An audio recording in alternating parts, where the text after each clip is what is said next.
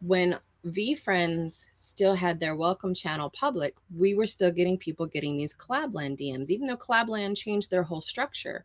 And I told Corsa, I was like, I honestly feel like these guys are watching the welcome channel because it seems to happen every time someone first joins. I was like, why don't we hide it so that only the administrators can see who's joining the server?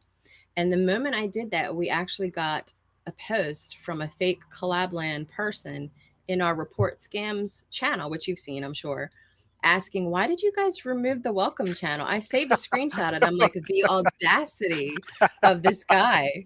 Like, why did you Busted. stick? So I was like, well, I guess we figured that out.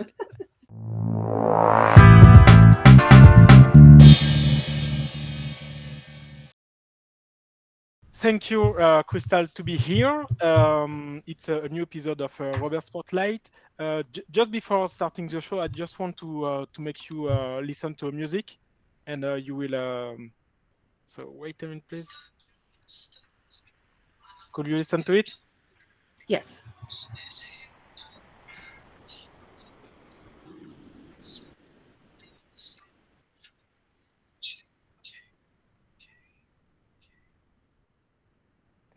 So I don't know if that make me if you think anything about it. Basically, I go on your Spotify account, and it's a music that I have found on your workout playlist. Oh, okay. Awesome. Y'all have to check it out. You don't listen to it that much? No, well, I listen to lots of different genres of music. It depends on the mood I'm in. Like if I work out, I listen to stuff that's more upbeat. If I'm just trying to concentrate, I'll listen to classical. If I'm just, I don't know, feel like I need to veg out, I'll listen to heavy metal. Like it's a variety. Oh, okay, okay. So you have several kind of music, basically. Yeah, and I actually play guitar. You can kind of see it over here, and I sing Oh at local yes. wineries and stuff. Yeah. All right, I see it. I see it. And so, Crystal, could you present yourself to people? Who are you and what are you doing for a living? Well, I own a digital marketing agency. That is my main business. I've been in business for 8 years now, but I also run a farm. I run a basically it's like an online store for geek clothes. So people that are into computers or NFTs and crypto, I make designs for hoodies and t-shirts and things like that. Um, I run a couple different blogs, and now I'm doing all this moderation stuff for Discord. And I just got hired to do community management for another NFT project that's launching soon. Plus, I'll be launching my own NFT project this spring. So there's a lot going on. Yes, it's true. You seem very busy, and I hope that you enjoy that, basically. I do. I do. I think farming's probably my favorite, but Okay, okay. And so, yes, you are a VFriend moderator, website creator, social media marketer, brand designer, influencer. You are NFT collector. You will start becoming an NFT creator. So you have a lot going on, and I wish you nothing but have everything work out, basically. well, thank you. I appreciate that. Could you can we talk before talking about the topic of the day, which is Discord security? Can we talk a little bit about the Farmer Bits project Yeah. that you? Yeah, absolutely. It's basically a project that I'm coordinating with a series of children's books that I'm planning to launch here soon.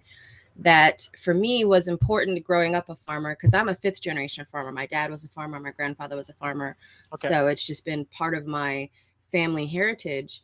And it kind of feels like, and it's weird how we're in this technology age that some of the old school knowledge about farming is not being taught anymore. So my Okay. goal with the children's book series was to, from the perspective of the animal on the farm, what their purpose is, how they benefit the farm.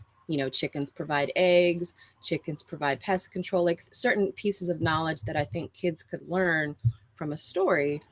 But I also am basing it off of my own animals. I have chickens, I have goats, I have peacocks, rabbits, and things like that. So it made sense that I would try to turn this also into an NFT project where people could collect certain animals from a farm, make collections, and then also provide value through, if you have certain collections, you would get ETH back, or you would get free NFTs or things like that. But it would promote the storybooks, it would promote the farm, because we also have a YouTube channel. My husband and I run one. We have about 11, almost 11,000 subscribers on YouTube. Okay. Um, but it's all just kind of tied into that one project: farm education, charity work, and NFTs. Oh, it seems to be a good project. In the core, it's education, I believe. Hmm.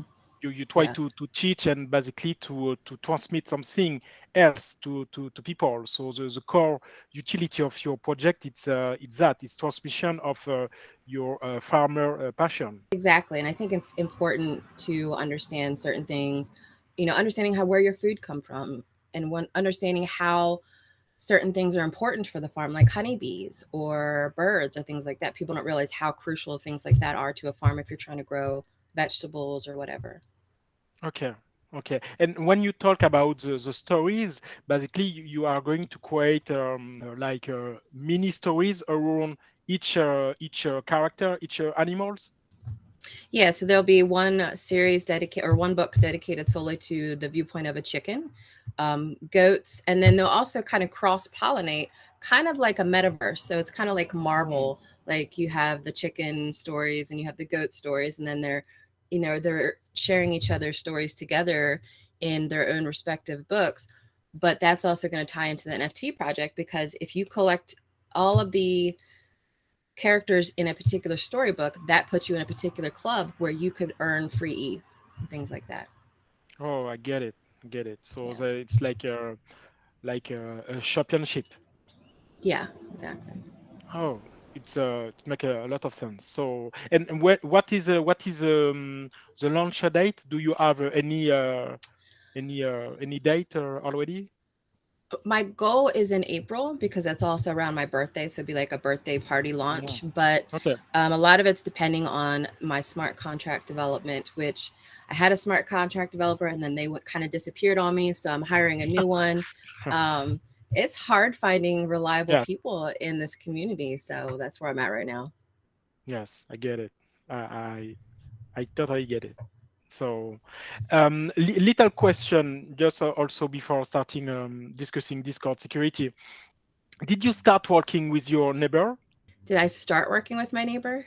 Yes, because I saw your TikTok videos, with more than 2 million views, Oh, right. and Yeah. I remember, yeah, I went viral because my neighbor, and actually I can see his house from where I'm sitting right now. His wife had died, and they had like this little path that they would walk every day to, they're in their 80s, so they wanted to stay moving and be active. yes, So he started walking out there alone, and I went out and walked with him. But honestly, it was only a couple months after that that he went into a nursing home, and they just sold the house, so that I have whole new oh, neighbors, and it's kind of heartbreaking because I miss, they've been okay, there for since the 70s, and okay, now that story is done, and it's just sad. oh, get it, Yeah. okay, okay, makes sense, make a lot of sense. Hmm. Um, what about the Crystal Grove Mod Squad collection? I saw that you have also a collection on OpenSea where there is 18 item. Could you talk a little bit about that?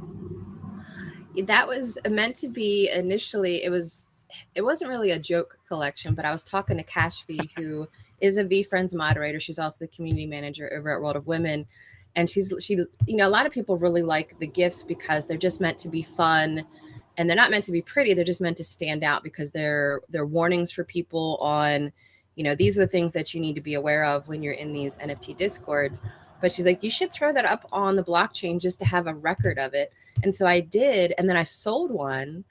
I can't sell ones that have the VFriend logo because, Yes, obviously Gary owns the copyright. IP for that, Yes, for sure. but people are actually enjoying them. So the ones that I can sell, I list them for sale if people want them.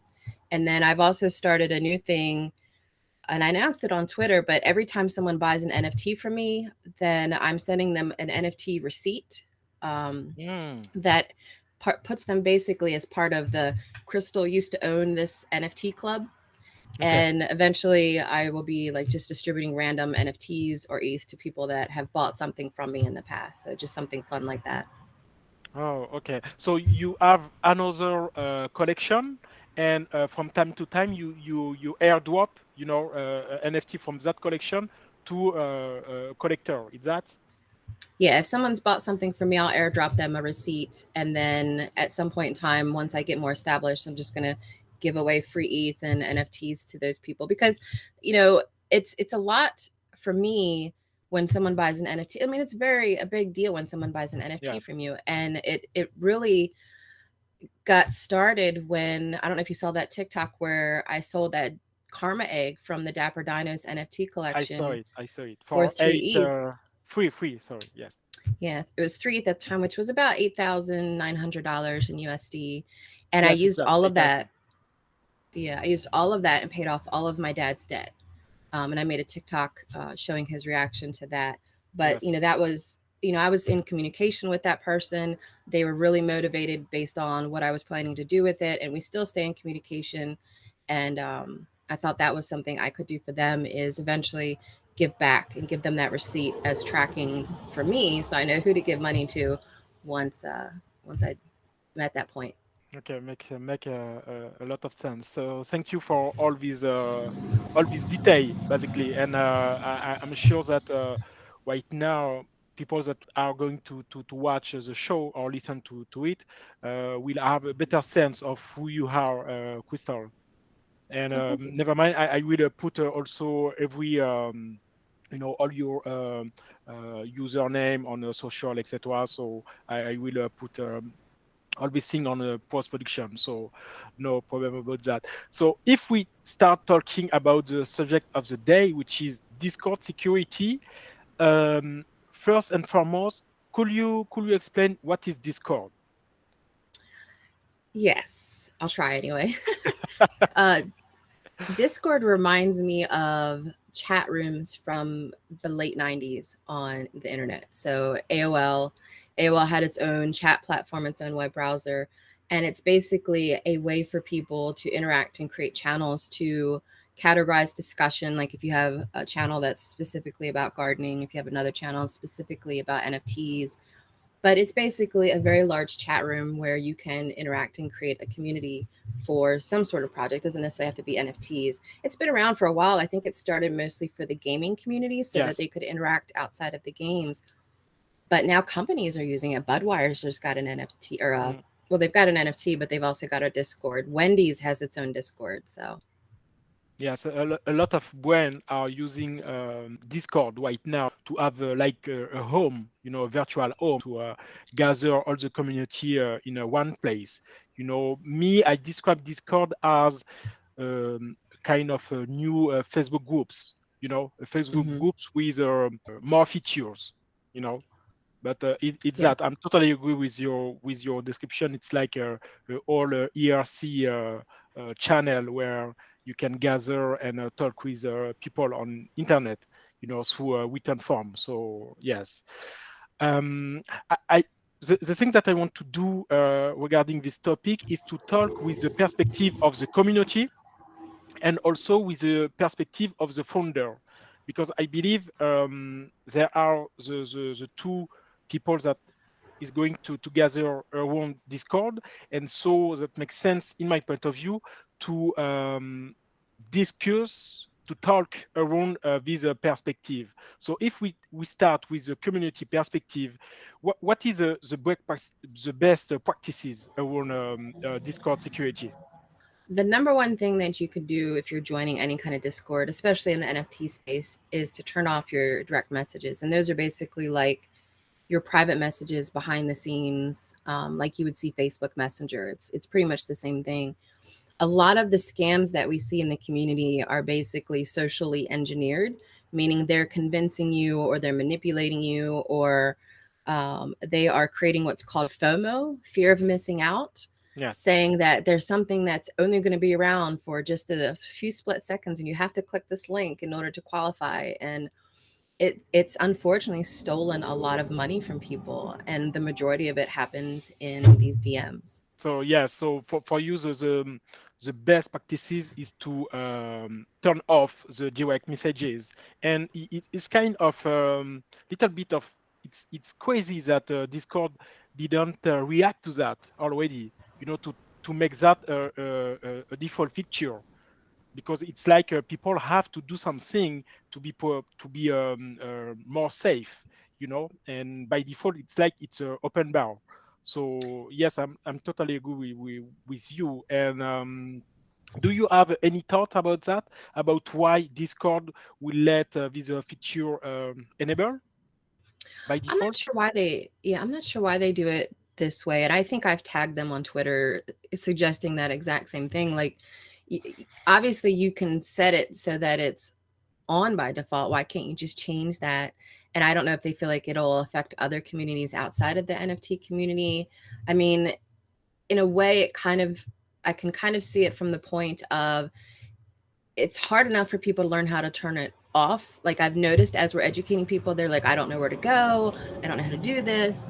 And maybe Discord thinks it'll be too hard for people to understand how to turn it on. But I would be fine with that as long as people weren't losing millions of dollars in Yes. NFTs. So, Yes. Okay.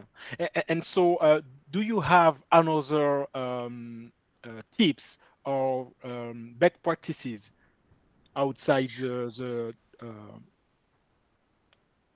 yeah, the so DM?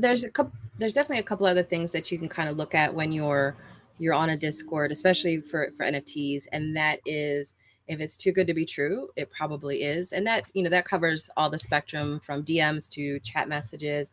One of the more common scams I see in VFriends, or that try to come through in VFriends, is fake Discord Nitro links. Like, click this link and you get free Nitro. And Nitro is basically like an upgraded version of Discord that you pay for in order to get additional features, but you don't need it to participate. So people could potentially click those links.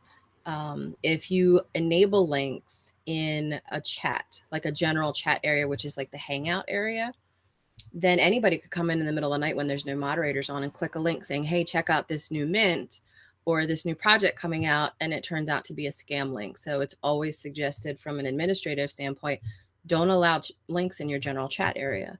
Um, Another thing that is common that people need to just really be conscious of, and a lot of this is really just understanding that you need to take a step back before you click on anything in DMs, in chat rooms, or anything like that. But when a Discord gets hacked, they say hacked, it's not really hacked, it's more like scammed. Um, then someone could pose or pretend to be an administrator and then make an announcement saying, hey, we're doing this surprise mint last minute that we've never mentioned until now, and post the link. And then people think it's from the administrator and they click on it and then they lose money. That's a very common one. That happens. I think I've heard of at least 6 Discords getting hacked in the last week because they don't have proper security protocols in place. And Yes. it's because someone hacks into a moderator's account or an administrator's account and pretends to be that person, puts out a fake link, and people think it's real and it's not. But if you take a step back and you think, and a Discord one, they're not going to DM you a mint link. No administrator and no staff member is going to do that. They're also not going to do surprise mints. Like, logistically, there's no point in doing a surprise mint. You want to build up hype around a project or something that's coming up. But people don't think that. They FOMO in, or they panic, and they panic click, and then they lose their money. So Yes. So those are in this, because you have made the transition with the founder perspective, in this perspective, what are all the things that a founder can be doing, as the checklist to avoid all these scenario to happen? yeah, there's definitely a long list of things to do to make sure that your community is safe. The first and foremost is you're gonna have to require that all of your moderators have two-factor authentication installed. And essentially that is where, in order to log into a Discord account, they have to have a second action they have to do, whether it's a text message. I usually prefer not to do that one because cell phones can get hacked. Or I use Google Authenticator, where it basically spits out a code every minute, and then you have to enter that code in order to log into your account. So having two-factor authentication required means that if a moderator does not have that enabled on their account, they can't do certain actions. They can't ban somebody. They can't create roles or whatever permissions you have available for your moderators. So that's certainly number one.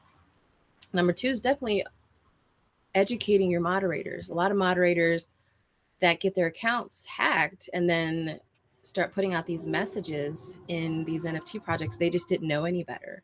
So if you're going to bring up a moderator, you need to have sessions where you educate them on best practices on how to moderate and how to understand when something is a scam. So education is very important. And then there's certain bots and things that you can install. Two of my favorite one's called BMO, and it's basically an anti-raid bot. It's you just install it and let it go. You don't have to do anything. You don't have to set up any settings or anything like that. It's Deanbot. And Is that Deanbot? no, it's BMO. BMO. BMO, yeah. And then the other one that I really love is called Hashbot, and I think that was created by one of the guys over at OpenSea, and it basically lets you set keywords, and it'll be certain keywords like admin, support, moderator. That if someone tries to create an account and log into your Discord with those names, it doesn't let them in, and it helps prevent, like, let's say for Boss Beauties, for example, they got hacked by one of the moderators, got their account compromised, and then like was banning everybody, putting out all these announcements about this brand new mint and things like that. And what could have happened instead is when all of these DMs started going out from Boss Beauty's notifications with a fake link, it could have immediately banned all of them. And they could have put in that keyword saying anything, any username that joins with the word notifications, admin, support, help desk, official, Mm. it wouldn't allow them into the server. So that's a really important one to have. Okay, so that make a lot of sense. So it's a Ash Discord and BMO. The two Yeah, of them are the best bot for increase the security level of any Discord server. yeah, Hashbot and BMO are my number, I guess, my tops. I also really like Dino because it has things like preventing Discord links from being posted in a server, or it has the ability to mute somebody if they're spamming. You know, sometimes people come in and they just spam back and forth. So it has a couple things that just make it easier for a moderator. It gives them the ability to ban IDs rather than having to find the username. You can just find their ID and then ban them that way, and that's really important too. A lot of people don't understand how to do that. That's something that I'm working on training people how to do, though. I was recently hired to do security for the BFF Discord, which they're launching, I think, in March. And they, before they even got the announcement out, they were already had people in there trying to hack the server. So that's why they brought me Mm. in. Okay, okay. And or did they notice that? Pardon? Or did they notice that people try to hack the server prior the launch? Oh, so basically they didn't have any roles set up at all. It was just generic like default Discord. And what happened was, I guess somebody joined that then did a raid on the server, and they were sending everybody DMs saying click this in order to mint, because the project hadn't minted yet. People thought, oh, Mm. this must be how they're going to mint. So um, there's times where they can join by the thousands within 10 minutes. When I was in the early days of VFriends, before we instituted some of these, protocols, Corso and I would spend hours late at night banning individually like 30,000 bots that had joined the server. It took us Okay. hours to do it. Yes. So these type of bots help prevent us from having to spend that time too. Yes. Okay. Do you in the security measure, did you review the audit log of the server just to find out?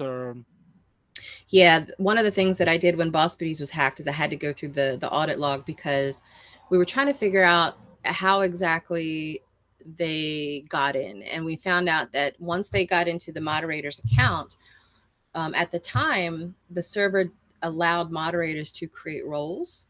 And that's something you should never do, by the way. As if anybody wants to create an NFT server, never allow your moderators to create roles, because if they do get hacked, then they can create roles and then make that role higher than the admin role or the moderator role, and then they can not only, prevent the mods from being able to do anything, but they can do things that they shouldn't be able to do, like put out announcements and things like that. So I had to go through the audit log and to figure out that's exactly what they were doing. They were creating roles, they were adding their accounts to these roles so they had better permissions than moderators and things like that. Okay. And in this sense, regarding the walls, what would be for you the best structure? With the founder at the top, and what is under? What would be the best walls structure in your point of view? What I'm kind of envisioning moving forward is you definitely have your founder at the top, and sometimes that's a husband and wife team, so you may have two founders or something like that. I'm actually the one that I just got hired to do community management for Legacy Leaders. That's a husband and wife team. Boss Beauties is a husband and wife team. And then under that, I honestly would have somebody that's in charge of the security. Corso has been able to develop this role in certain servers like uh, I'm trying to think about Doodle Ducks, and I think he's doing it for Crypto Bats, where you have a specific role for someone that's just in charge of security. And they may have a couple extra permissions that moderators don't have, but they're still not the administrator. And then under that, then I would put your moderators and have, they have to have the ability to ban and to manage members and delete messages and things like that. But they don't need the ability to prune the server. They don't need the ability to make announcements. Moderators shouldn't be the ones making announcements because they're not a part of that administrative team that is making the decisions about the project. So you'll have to limit what certain moderators can do. And then from there, it's just whatever roles you have from early supporters to your general membership and things like that. Okay. So if I say that with my word, it's like having a founder walls, which is the more powerful walls with all the feature activated. Under that, having a moderator walls where you can ban people, etc. But you are not able to do anything with the structure of the server, communicate with the announcement. I maybe don't add like Webflow or Webhooks or thing like that. And after having dedicated wall for the community to like segment each part of the community. Did Exactly. I got that right?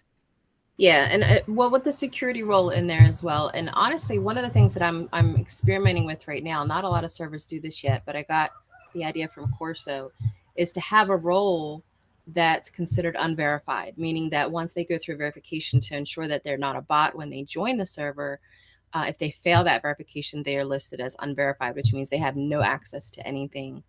They have to leave the server and come back, and that seems to be a pretty good bot deterrent because the bots they know how to program the bots to do one thing only.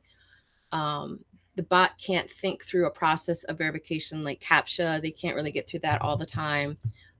Selecting certain roles, as long as you say, I'm sorry if you hear chickens in the background, by the way, that's my rooster. No problem, no problem. It's fun. It's fun to hear. But one of the things that I'm doing is reaction roles. Like you have to read the instructions, you have to click a certain number, and none of the numbers show multiple people reacting to it. It's all just set at one constantly. So the bot can't be like, well, this one has the most reactions, that must be the one. So we'll click that one in order to gain access to the server. So we've taken away that ability from bots, and then we just go through a two-step process in order to get into the server. And that seems to help so far, but I'm waiting for somebody to develop a bot that is really clever. So they're always evolving. That's the issue. Yes, No matter what we security, do, yeah, they're security. always thinking. Yes, security. You will always have to adapt because hacker will be here to try to find a blind spot. You know, Yeah, so it's what security is. It's you have to adapt every time. There is yeah. no end to it.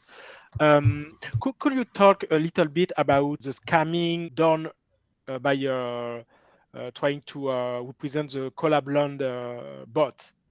Yes, that's a very popular one. And it was kind of amusing on VFriends to a degree. Um, so Collabland used to be, it's still a very popular bot. It's still a very good bot. I know it gets a lot of negativity because of what it used to be like. And it used to be a bot where you would have to verify you owned a token in order to gain access to certain aspects of a server, certain channels. But they used to DM you in order to have you connect your wallet and give access. Of course, people caught on to that, the people that were scammers. So then what they would do is by default, Discord creates what's called like a welcome channel where anybody that joins the channel, it says welcome to the server, has your username, and they were programming their bots to look at these channels. And anytime someone would join, they'd send a fake Collabland DM because that's what everybody was used to. That's how Collabland operated, and said, you need to verify. And it would be a scam link and people would lose their money. Now, Collabland has since changed their structure so it no longer DMs you. It basically creates a message in a channel. So you don't have this DM coming through. It's you just select it and then you connect to a website and then you're done. When VeeFriends still had their welcome channel public, we were still getting people getting these Collabland DMs, even though Collabland changed their whole structure. And I told Corsa, I was like, I honestly feel like these guys are watching the welcome channel because it seems to happen every time someone first joins. I was like, why don't we hide it so that only the administrators can see who's joining the server? And the moment I did that, we actually got a post from a fake Collabland person in our report scams channel, which you've seen, I'm sure, asking, why did you guys remove the welcome channel? I saved a screenshot and I'm like, the audacity of this guy. Like, why did you Busted. stick? So I was like, well, I guess we figured that out.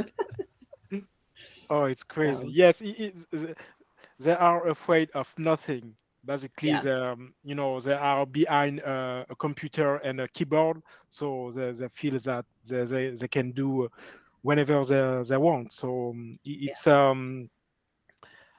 yes, it's what it is. But yes, and maybe what would be, in your point of view, the the scam scenario that impress you the most? Well, there's two that stick out the most that honestly were probably the most tragic that I've seen in the VeeFriends community.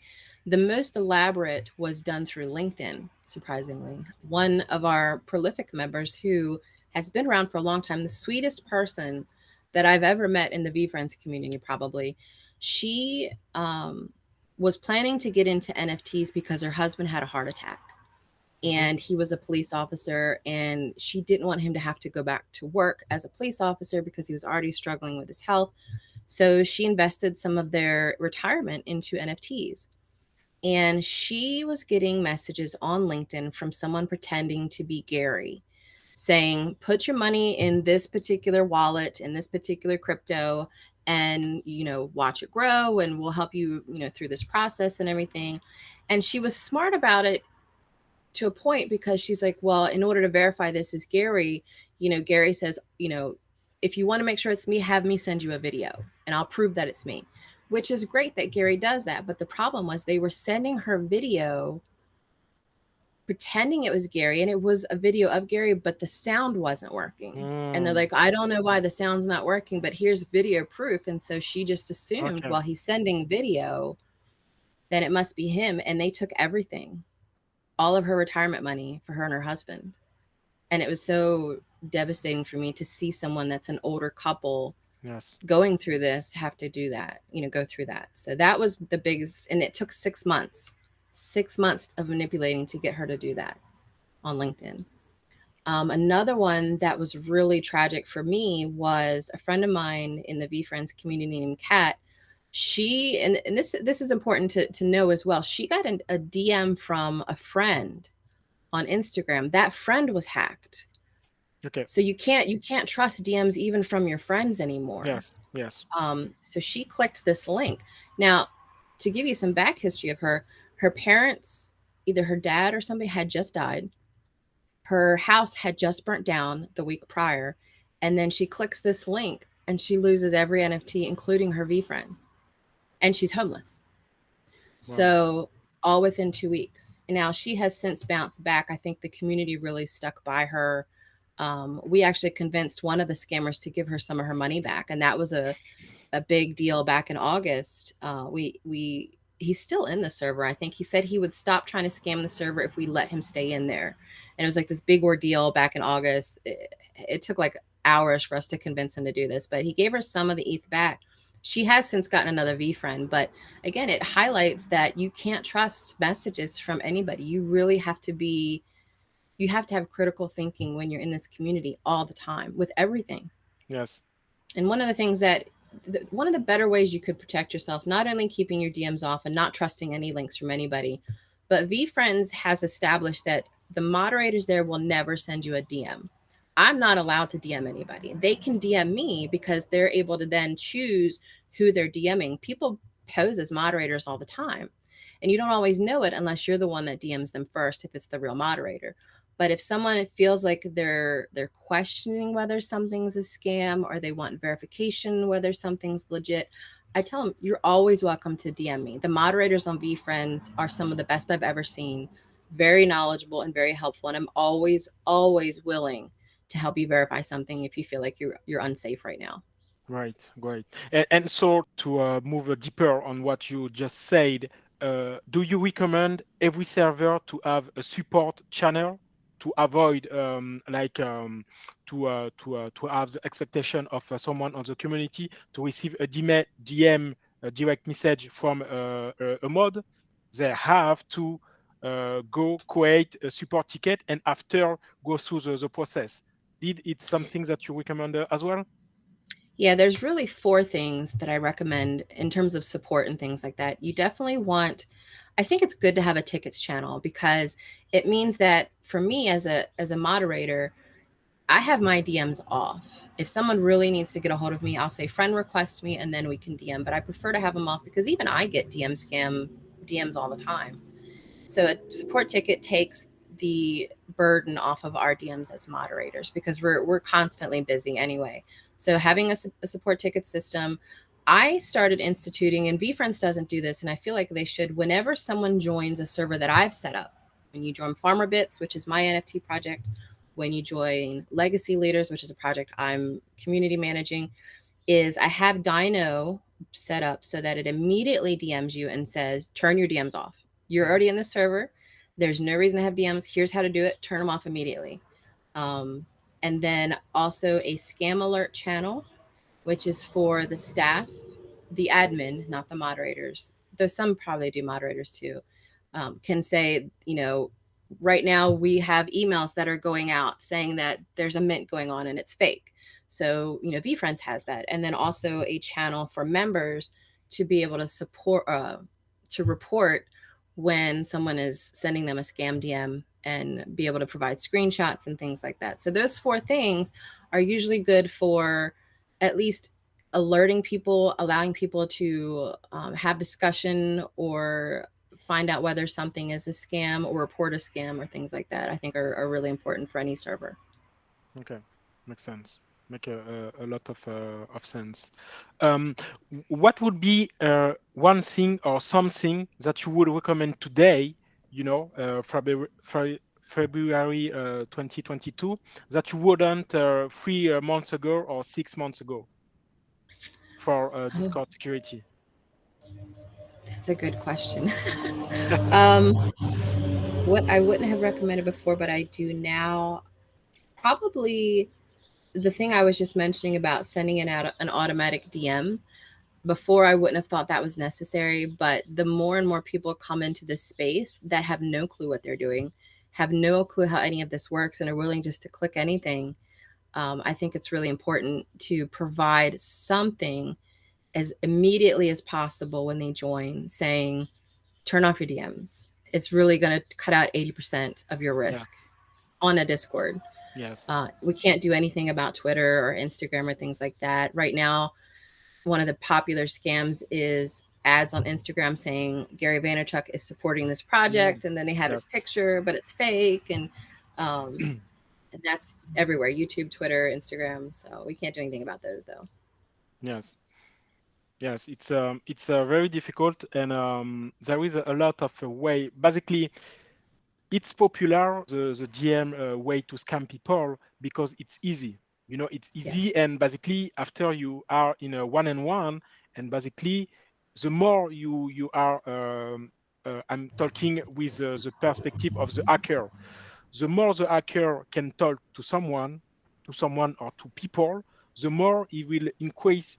the chance to scam people, so it's why this thing is a popular way. And for me, what I believe, it's like, as you said correctly, the safe the space right now, it's like need to be educated. For me, the best weapon against that is to be educated. And the more the space is going to be mature, educated, the more the scam scenario will evolve. And I Exactly. believe we will move to something where it's like not a dumb scenario, but like something simple that I deploy to a lot of people, to something very complex that I'm going to deploy to a few people, because it's going to be designed completely to like to hack or scam someone particularly.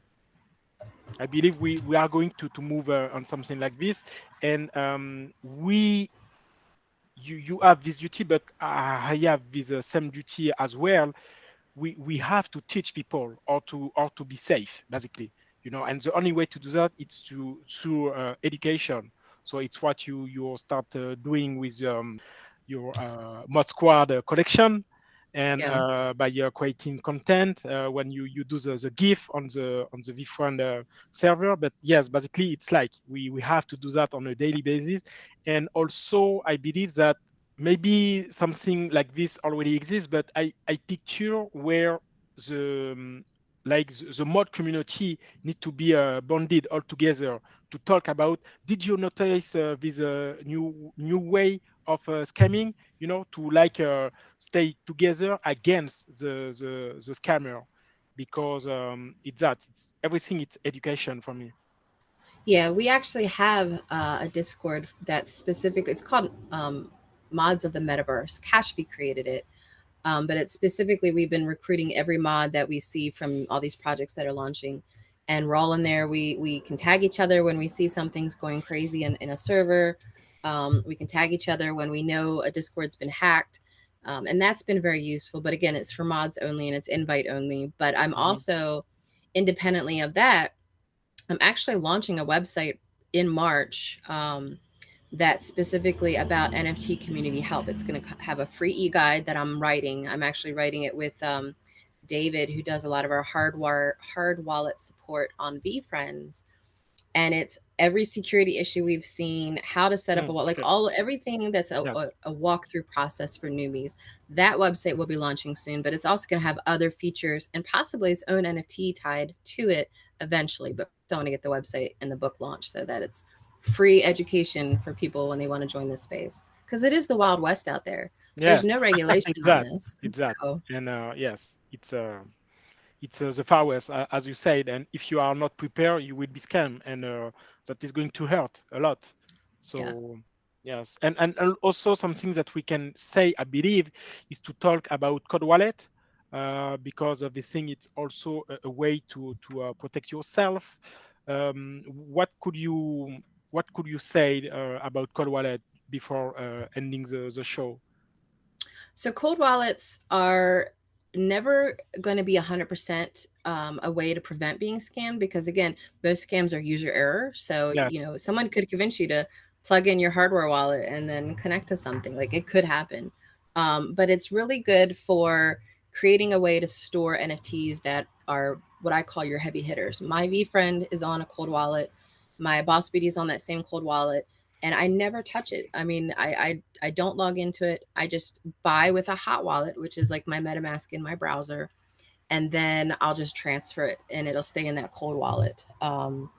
It's just a really good idea if you don't want to lose things to have them stored in a place that other people can't access. And a cold wallet prevents people from being able to sell if they get into your account, because you have to have the cold wallet connected to your computer in order to basically do any kind of action with that NFT. And that's what the beauty of it is.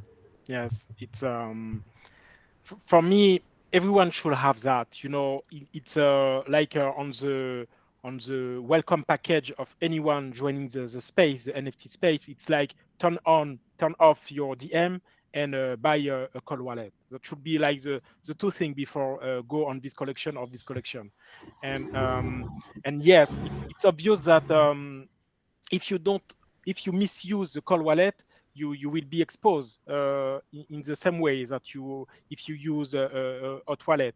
It's obvious that if you leak out your seed phrase, it's over.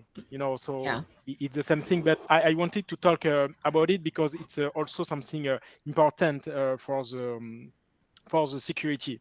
At least if you have your let's say NFT that it's not the most valuable on a not wallet, but you have everything that is valuable on a cold wallet. At least, even if you, for any kind of reason, you wasn't suspicion enough, and so you fall on a scam. At least you don't lose everything. So it's why Yeah. I bring that up. Yeah, and it's not like it's new technology. I mean, Cold Wallet reminds me of. Do you remember those little things that you had to put in a code, like an authenticator, when you would play World of Warcraft or something like that? I mean, Yes. that's how my husband and I met. We met on World of Warcraft, so it's very similar. Yeah. Yes. All right. So I believe we have close to end the show. I have just one last question for you, Sure. Crystal. Um, what is an NFT for you, Crystal? An NFT for me is that's a good question, actually, because it right now a lot of people think, oh, it's only digital art, and it's not that anymore. NFT was never, even the name as it implies, it's not just art. It's a token, and a token can be anything. It can be art, it can be music, it can be tickets to some kind of event, it can be tickets to educational classes. I'll be launching another NFT project later on this summer that's all based around marketing for my digital agency and education. So it is basically a pass or a representation of something that you own, but digitally, and that could be anything: music, tickets. It's There's really no limitation, and I feel like we're going to see a lot of evolution in NFTs in 2022, and I'm so here for it. I'm so excited for it. So thank you for your time, Crystal. I'm going to end the recording, and again, thank you for your time and for all your wisdom. Thank you so much.